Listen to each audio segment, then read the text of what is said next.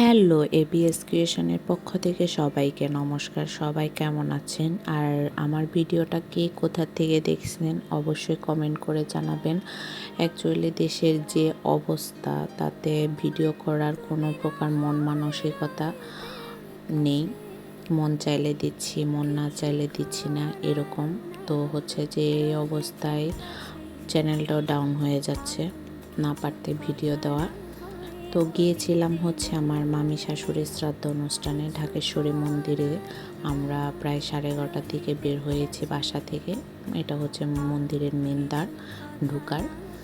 তো ঢুকে আমি আগের থেকে ভিডিওটা করে নিচ্ছি, কারণ হচ্ছে যে পূজা শেষ হওয়ার পরে অন্নপ্রসাদ নেওয়ার পর মন্দির 1টার থেকে 1:30টার মধ্যে বন্ধ হয়ে যায়, আর খোলা হচ্ছে 4টার দিকে। অতক্ষণ তো বসে থাকা আমাদের পক্ষে সম্ভব না।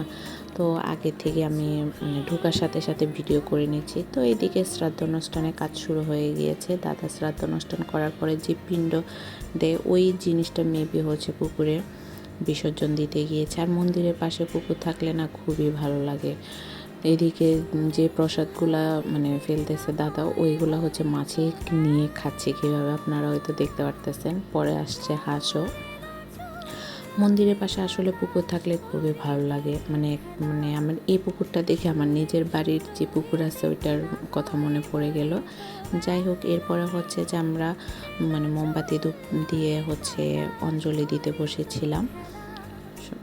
আর হচ্ছে এখানে শুক্রবারে হচ্ছে সন্তোষী মায়ের পূজা হয়। অন্য কোনো দিন হয় কিনা জানি না, আমি যতবারে আসছি শুক্রবারে এসেছি। এই যে সন্তোষী মায়ের মূর্তি। তো এরপরে আমরা অঞ্জলি শেষ করলাম। অঞ্জলি শেষ করার পরে হচ্ছে দিদি সবাইকে প্রসাদ দিচ্ছে, প্রসাদ সবাইকে বিতরণ করতেছে।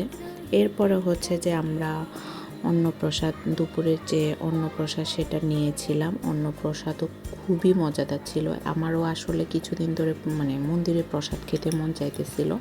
এরপরে হচ্ছে যে আমার টুকিটাকি কিছু নেওয়া যায় কিনা সেটা দেখতেছি। আমি নিয়েছি শুধু একটা লিকুইড সিঁদুর।